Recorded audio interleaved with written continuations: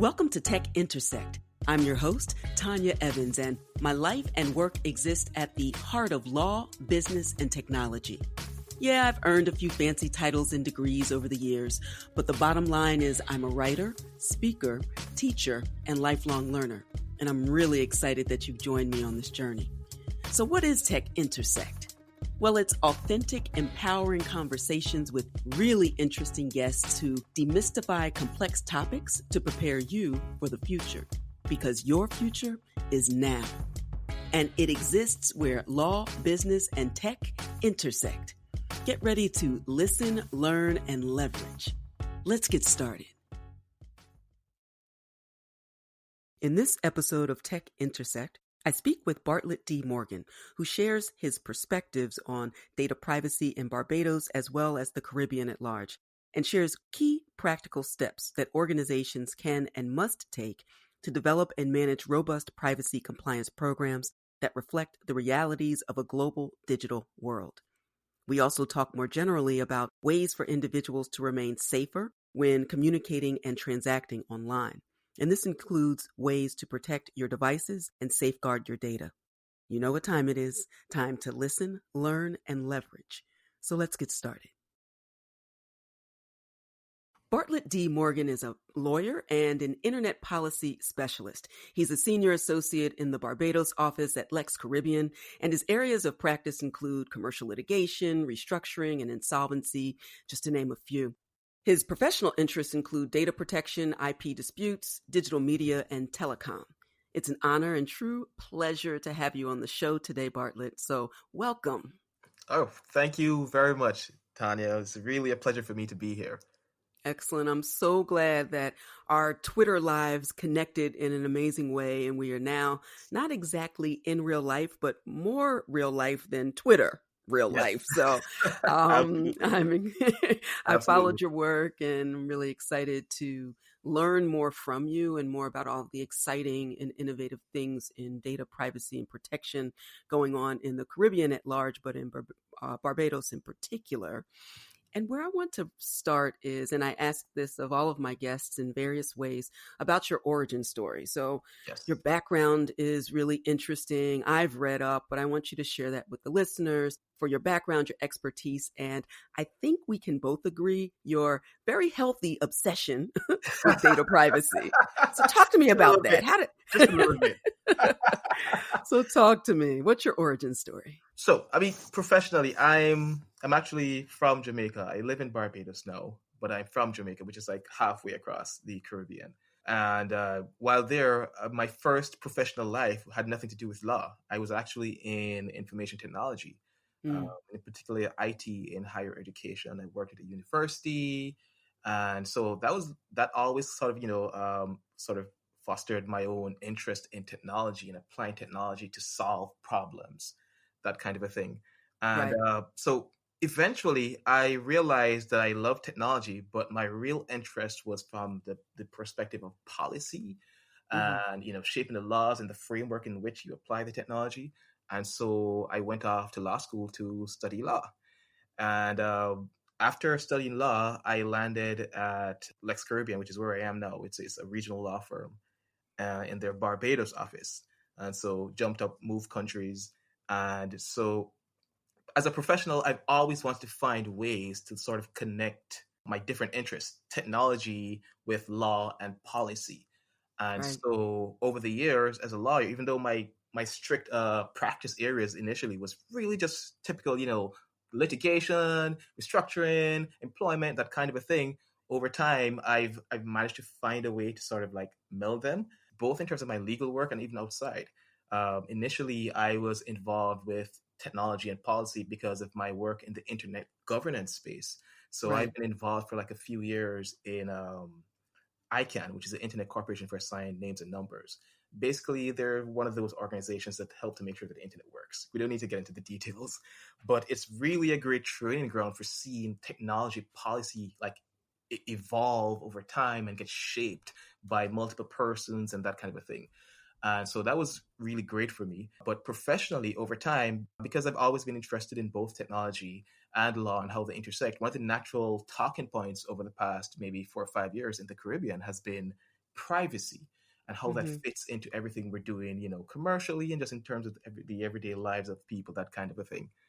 And so initially, it wasn't necessarily professional in the sense of being paid to do it. This was just pure curiosity, just Right. reading, trying to understand. And each time you read something else, you go, wow, this is amazing.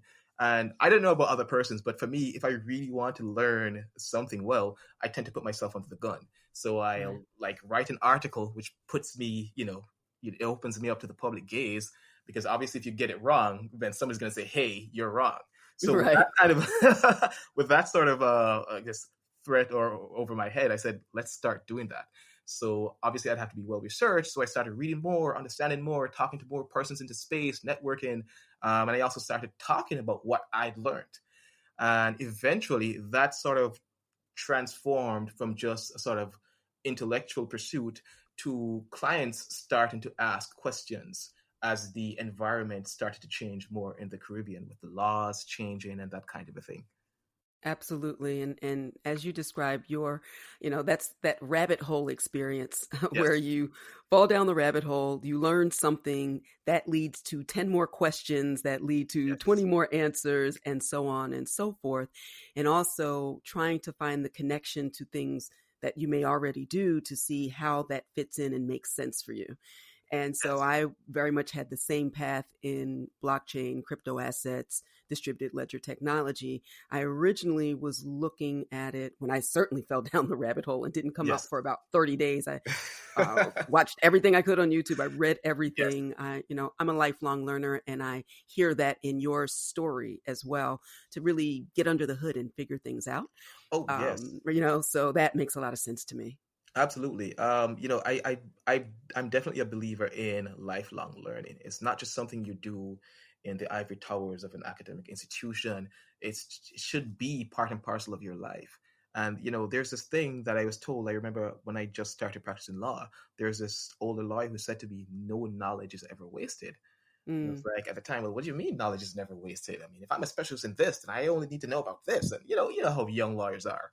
right. And with time and experience, I've come to appreciate the wisdom of what he's saying. No matter how narrow that knowledge is that you've picked up in some random place doing some random thing, at some point it may become useful. It may become a useful tool in your professional arsenal, depending on where you end up. So definitely, I've taken that approach to how I deal with things professionally and how I try to develop myself. That's fantastic. And you certainly have become an expert in this field. So let's talk about your data privacy work in the Caribbean in general, Barbados in Yes. particular.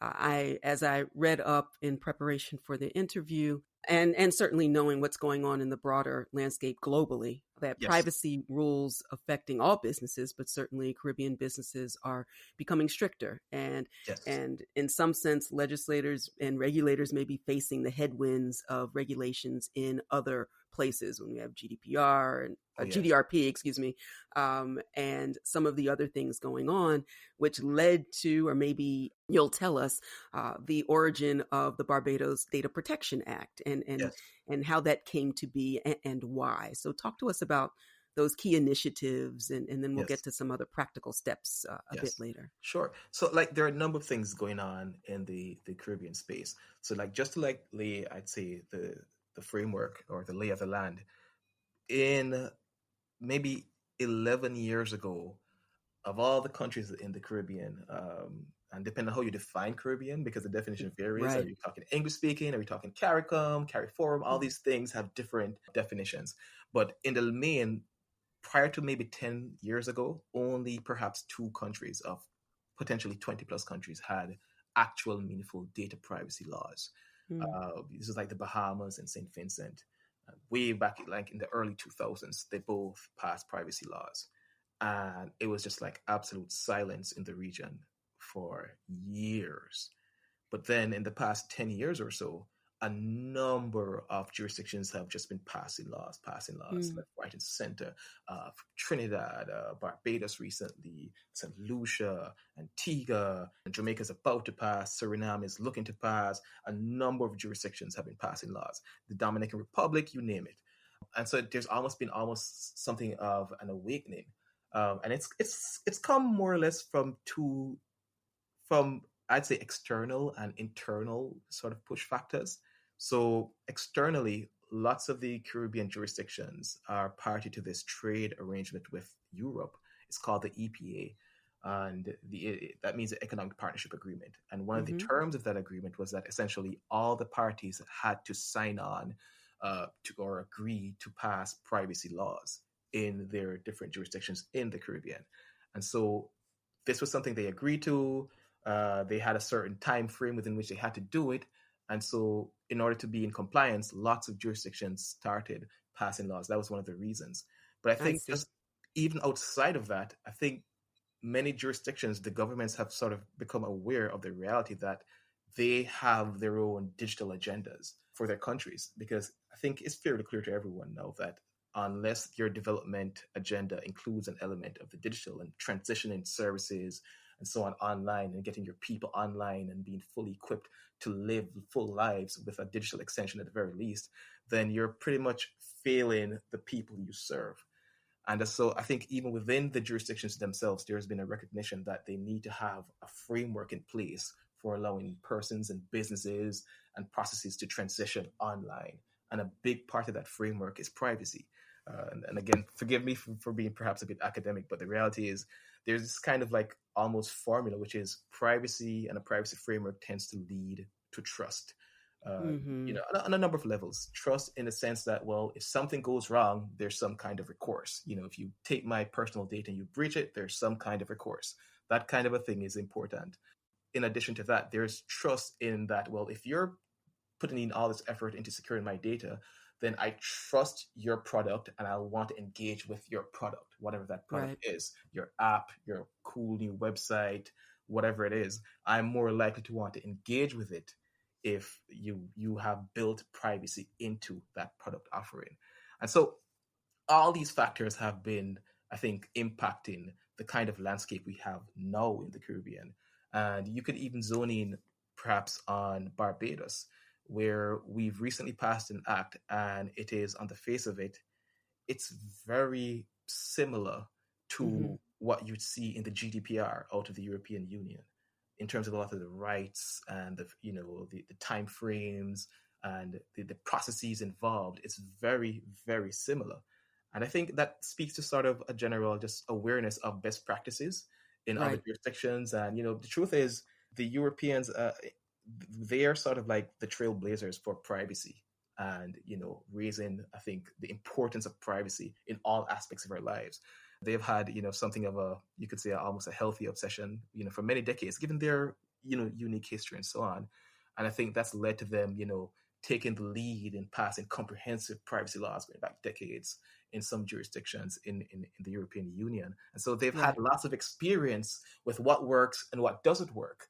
And so when they came with the GDPR, one of the things you notice is that lots of other jurisdictions around the world and even states in the US have sort of taken cues from the GDPR in terms of the best practices that can be adopted, in their local circumstances. So, for example, this concept of meaningful extraterritoriality is this thing that we talk about in privacy circles all the time, which basically means although you pass your laws within X country, it could potentially apply to someone outside of your country, depending on what they're doing.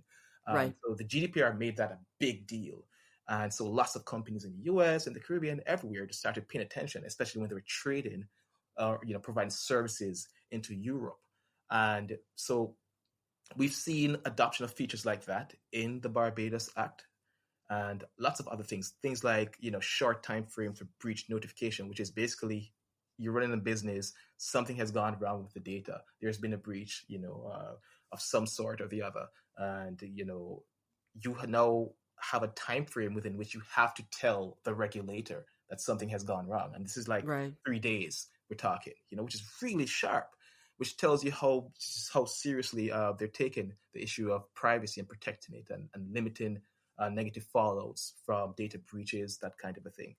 And so what you'll notice with the Barbados Act is actually a wider trend in the entire Caribbean, which is the more recent acts are very much similar to the GDPR. They're similar to the stuff you'd see in the CCPA out of California, that kind of a thing. And so that's pretty much how we've, I'd say, gotten here in terms of the kind of legislation you're seeing in the jurisdictions now. Hmm. Yes. That's fantastic. And it also speaks to this idea of governments moving to smart status. And I Yes. know that you Yes. recently wrote about this transition. I know Uh-huh. that you had a great deal to do with marking up the bill that is now an act.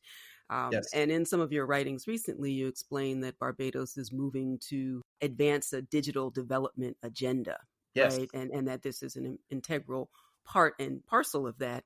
And central to this effort is, you may have mentioned a bit ago, is this idea of an appropriate consumer protection framework. And this Yes. is an essential part of that. This might be the backbone if we're really talking Yes. about a framework, right? So Yes. the passage of the comprehensive data protection legislation that is critical to that effort. But talk to the Yes. listeners a bit more about what that means. You've touched on some of that, but also why Barbados in particular is so invested in this transition. So here's what I'd say.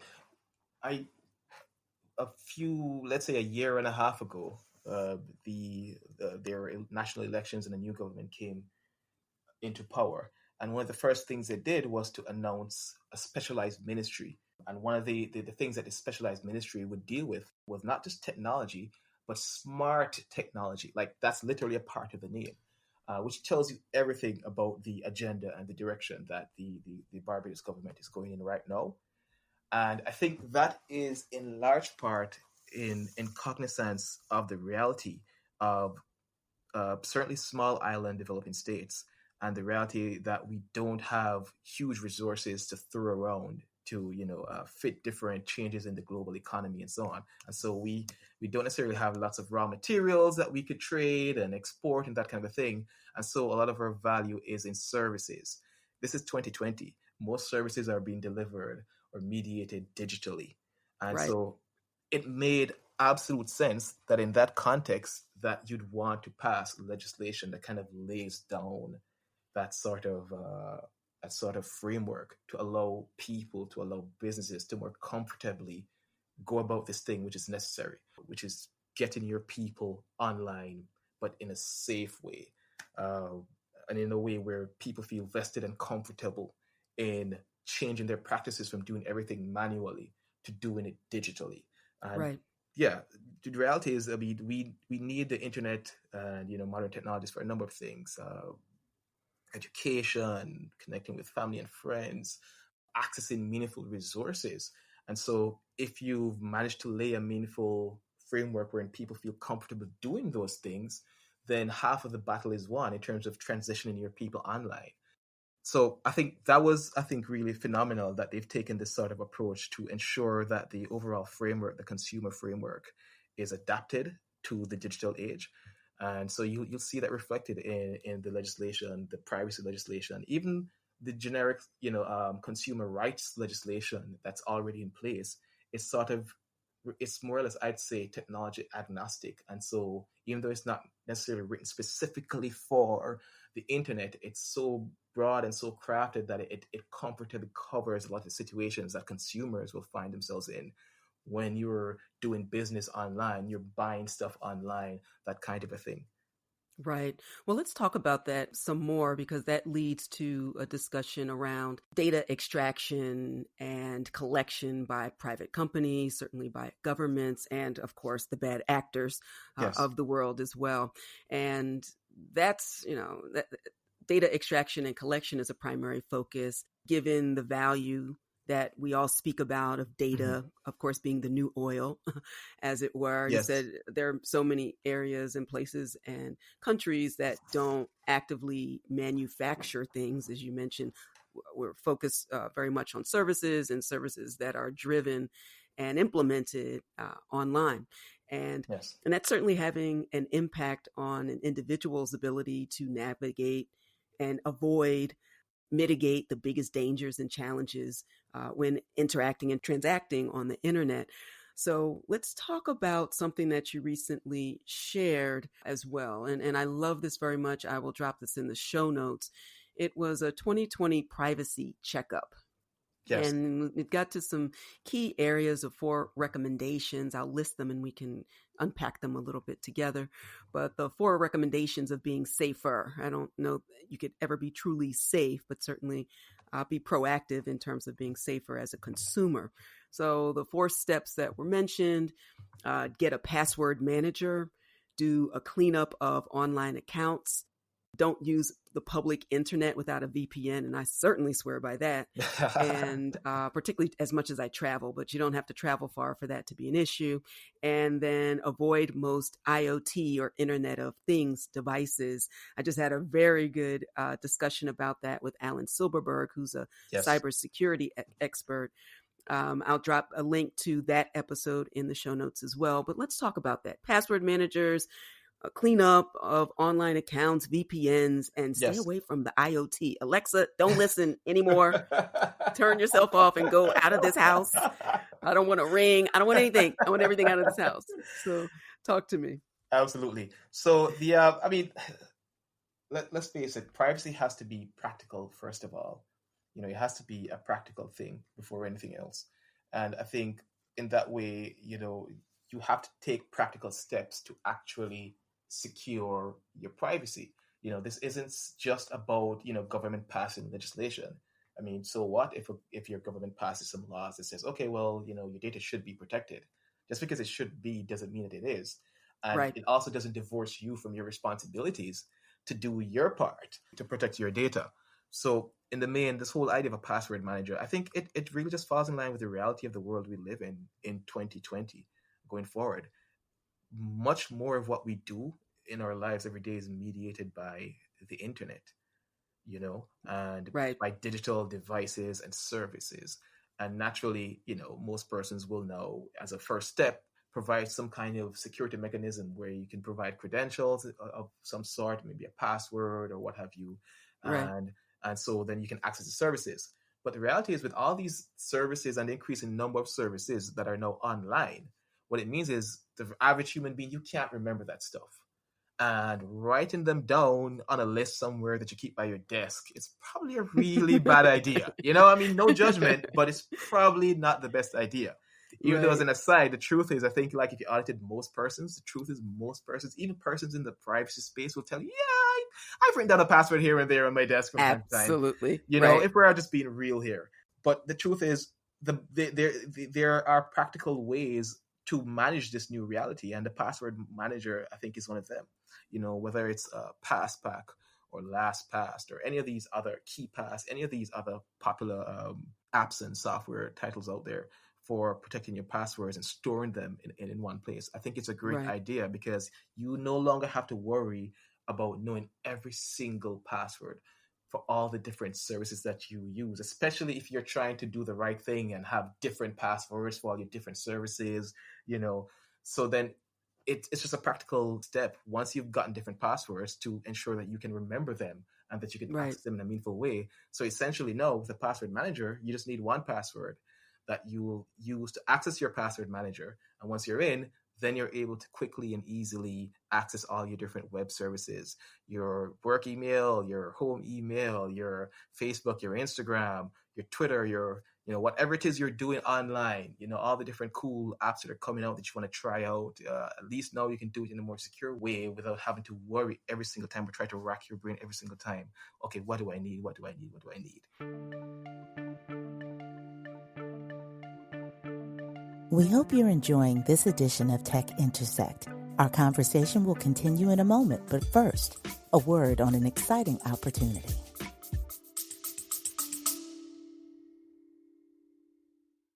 You love listening to podcasts, but have you ever thought about starting your own podcast? Maybe you want to build a brand, grow your business, or are looking for an excuse to talk about your favorite hobby. Whatever your reason for making a podcast, Buzzsprout is the place to start. Since 2009, Buzzsprout has helped over 300,000 people launch their own podcasts. Buzzsprout walks you step by step through the whole process and will give you powerful tools to start, grow, and monetize your podcast. Ready to get started? Click the link in the show notes to get our free step-by-step guide to starting your podcast today. The Tech Intersect podcast is released to the public every Friday, But as an Advantage Evans member, you'll receive first listen access and live Tech Intersect Connect video chats. Premium members also receive a copy of my ebook, The Gen Xers Guide to Upskilling in a Web 3.0 World, and unlimited access to the video chat replays and bonus episodes. My pro members, ready to leverage what they've listened to and learned, receive access to the Upskilling self-guided course and VIP group coaching calls. So as you can see, Advantage Evans membership adds substantial value to your podcast experience. And there are 3 ways to take advantage, see what I did right there, of all that the Tech Intersect podcast has to offer. So subscribe now and let's listen, learn, and leverage together. And now, back to the conversation. I've seen this actually benefit families if someone unfortunately passes on. Oh, yes. And the ability to manage digital assets, to gain easier access to account information and the necessary things of winding up estates. And that could be an important reason for people to look into password managers as well. I'll have some additional advice about the specific ones that you listed and how to properly vet what might be the best one for you. But I really do think that one of the most important things we can do is to have a password manager in place. Yes, absolutely. And not a sticky note that is next to your next to your desk. Right. Like there's this really good illustration of, having some kind of manager that hopefully, in theory, some other trusted person could perhaps access in the worst case scenario. Right. There's this case, I think, in the blockchain space. I can't remember the name of the company that was involved, but essentially the person who was behind it, he passed, and then essentially nobody could access the resource that he had provided, to a number of persons. That I think I'm not sure exactly what it was, but I remember coming across a headline and going, my goodness, this could have really been avoided if there was at least one trusted person, or some trusted persons, whether you're a lawyer or maybe a close family member who at least had access to maybe a password manager or something like that. We could have logged in a worst case scenario to go, okay, well, here's what this is, so an entire business wouldn't have to die, because that's what happened in that case. Yes, that's the Quadriga CX case. Yes. And about 190 million or so, but who's counting everybody who lost money through that. And that is an ongoing concern. That's actually a very interesting story. I will drop that in the show notes as well. All right, that's password manager. So I was thinking of this idea of the next one, cleaning up online accounts. And some of that is, oftentimes when people sign up for social media, Facebook is the most glaring example. Yes. That, I grew up in a time where you you have the presumption of privacy, even though it probably was a faux presumption. We just weren't as connected at that time. And then you would opt into an experience for the benefits that a particular online platform would have in terms of connection. But every picture, I'm here now, I'm at the coffee shop right now. And when we've come to learn that signaling, and in fact, I travel a lot, but I almost never post a picture of where I am in the moment. It's always looking back. Yes. By the time people see my awesome vacation pictures, I am long gone, I assure you. I'm somewhat similar as well.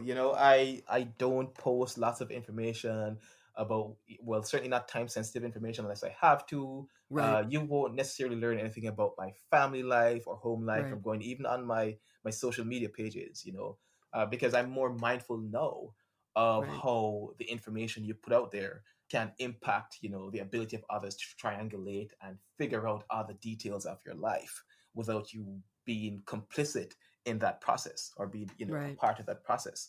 And so for me, I think cleaning your house digitally is like one of those routine things you ought to do from time to time, because here's the reality.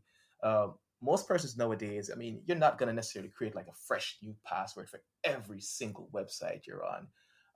Ideally, you perhaps should, but most persons usually you go the easy route, which is log in via Facebook or log in via your Gmail account or something like that, because it's just easy. But then there are lots of problems that can come from that. When you've used some service because it was really cool and trendy, but then 6 years later nobody's on there, you've forgotten about it. But guess what? You still gave it access,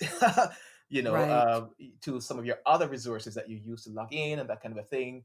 perhaps your Facebook and what have you, and depending on the nature of the access you gave it, it can continue to collect information from you. And what happens when that third-party service that's no longer popular, cool, gets hacked? Then potentially that's access to some of your data there, that kind of a thing. And so it's important, I think, generally just to always do these checks to go, okay, well, what am I not using anymore?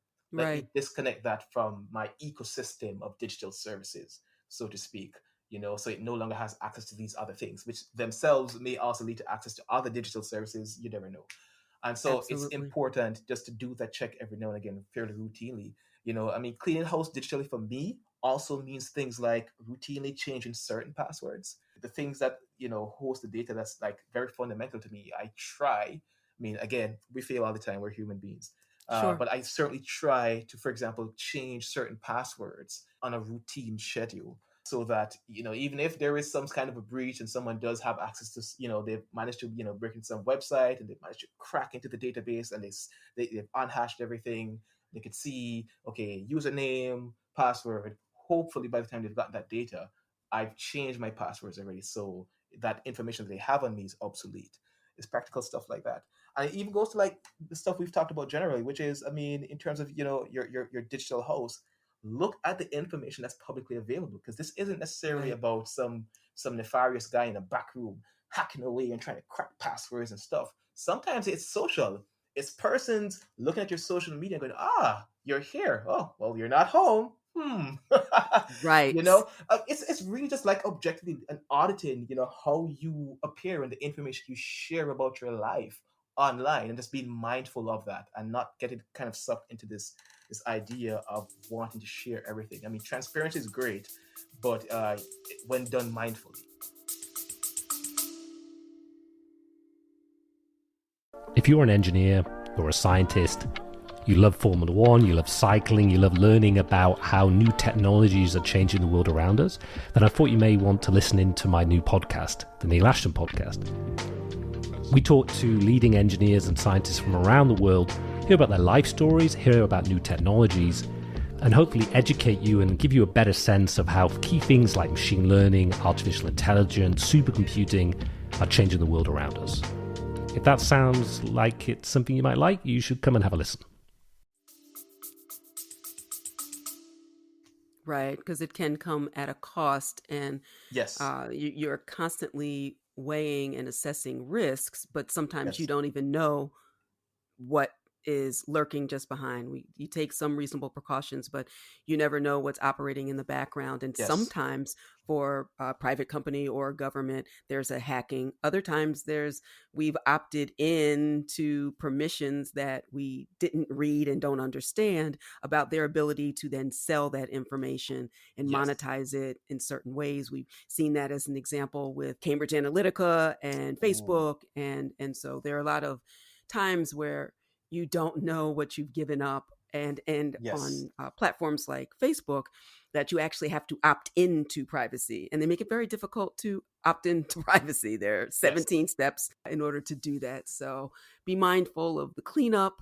You can also, moving on to the third, never use a public internet without a VPN. So I think, again, the travel example is a good one, or the coffee shop example, of course. So Yes. in an airport or in a coffee shop or in a public space where you have public Wi-Fi, always having this virtual private network, which enables you to send and receive data while remaining anonymous and secure Yes. online. So talk about the benefits of that.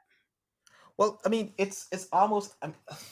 I probably shouldn't say it's self-evident, because perhaps it's not to a lot of people, because Right. lots of people don't do it.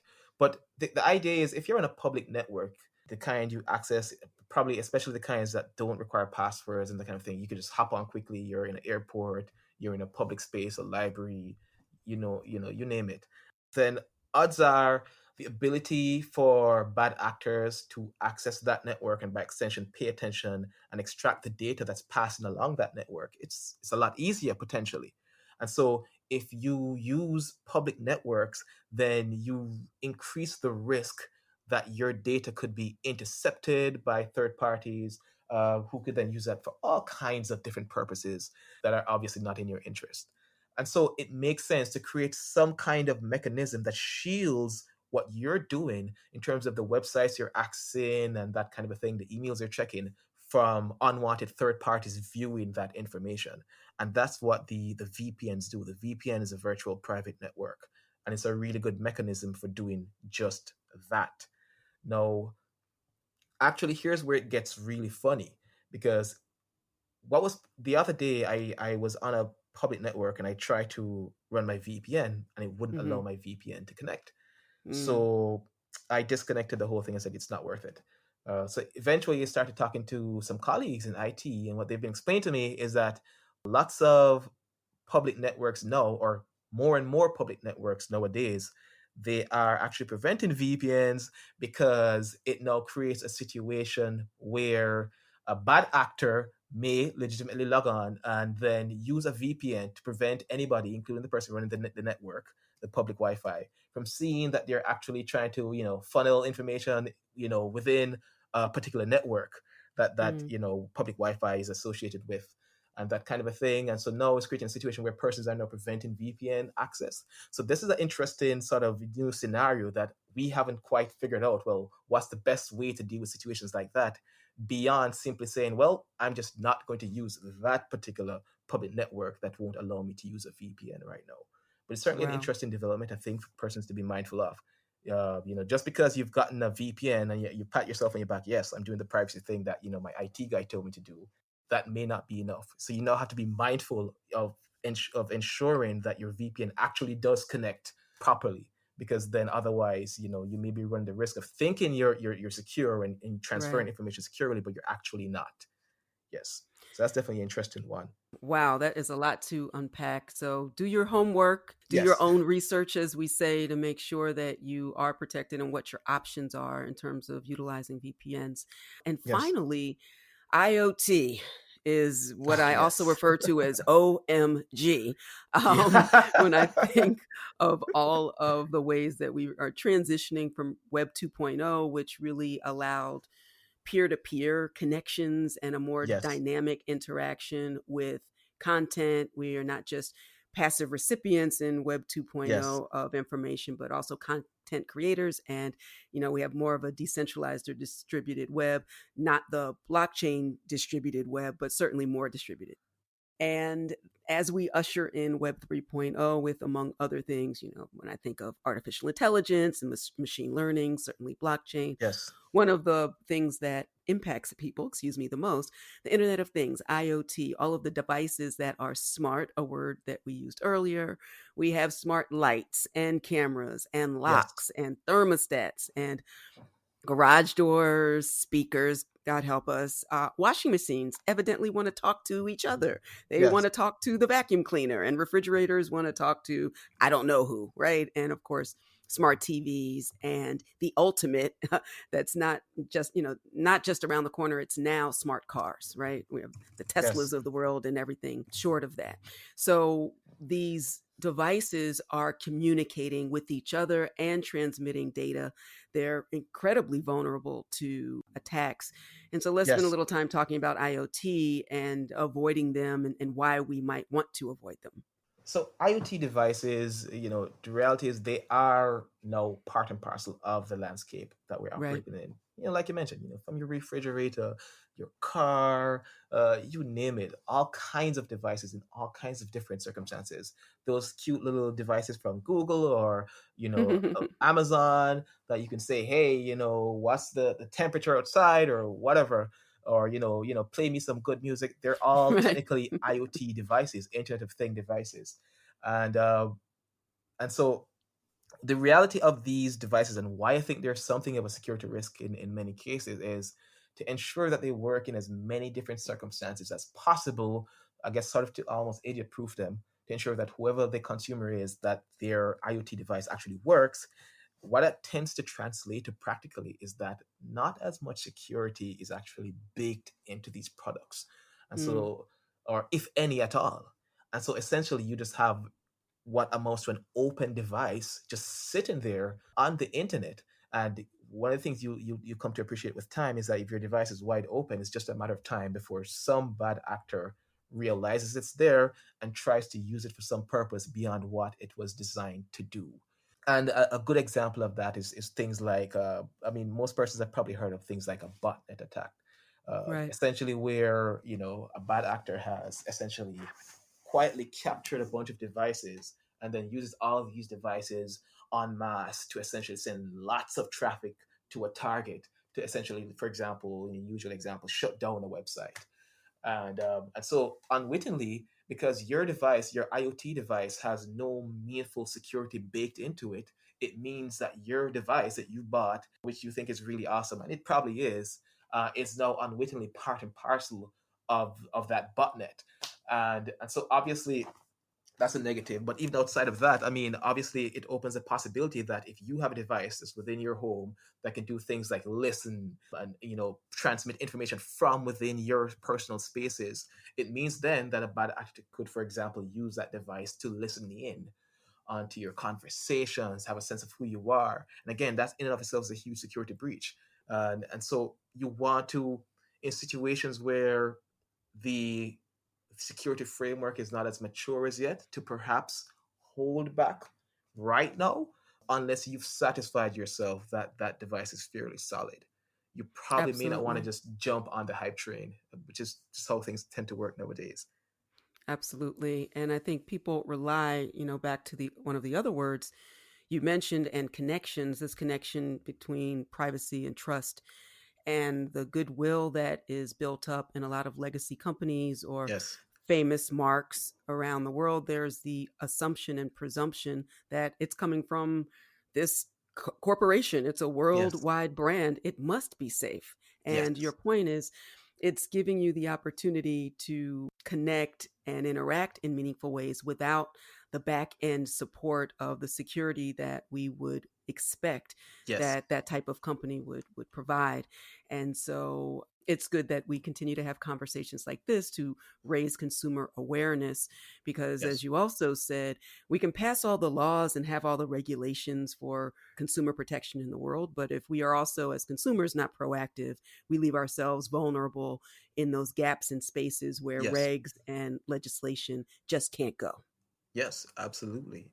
So we could go on all day. I just looked up and I don't want to take up any more of your valuable time. And this is an info rich and really wonderful conversation about some really important and interesting things. I Yes. want to make sure that listeners can continue to connect with you and your work. So please tell them how they can do that. Oh, so to keep up with me and what I'm thinking about, what I'm doing, you could visit my website, which is bartlettmorgan.com, BARTLETT.com, or you can find me on Twitter, which is at Bartlett Morgan. Excellent. Thank you so much for the work that you are doing and for sharing your expertise in this wonderful conversation today. And I will see you on the Twitterverse. Yes, and thank you so much for having me. It's really been a pleasure being here today. Many thanks to Bartlett Morgan for sharing all of this forward thinking and important data privacy work going on in the Caribbean, Barbados in particular. Privacy rules affecting Caribbean businesses are becoming stricter and facing the headwinds of regulations, most notably the Barbados Data Protection Act. So it's really important to stay abreast of the key initiatives and the practical steps for Caribbean organizations to develop and to manage robust privacy compliance programs. And central to this effort for Barbados and all countries, really, is an appropriate consumer protection framework. And something for us all, be sure to check out the 2020 Privacy Checkup and follow the 4 recommendations ASAPidly, like right now, like ahorita. Get a password manager. Clean up your online accounts. Don't use public internet without a VPN, like ever. And avoid most IoT, Internet of Things devices. And finally, the Phoenix Rising virtual summit I mentioned in the last episode was amazing. We had stellar keynotes and speakers. Minda Harts, the author of The Memo, money coach Lynette Calfani-Cox, and a surprise guest, Arlen Hamilton, author of It's About Damn Time and founder of Backstage Capital. They all shared strategies and actionable steps on how to crisis-proof your career, your money, and your mind. It's really evergreen information that you can come back to time and again. So we've made available for immediate, unlimited streaming access, the entire summit and fireside Q&A. Originally, that was valued at $99. It will be only $50. You have lifetime 24/7, 365 access. Visit phoenixrisingsummit.com to get started. Crisis-proof your future today. Okay, that's all for now. Until next time, stay well, be encouraged, and continue to shine. Stay in touch with host Tanya Evans via your favorite social media. On Twitter at Tech Intersect and on Instagram via the handle Tech Intersect. This podcast has been produced by Stephanie Renee for Soul Sanctuary Incorporated.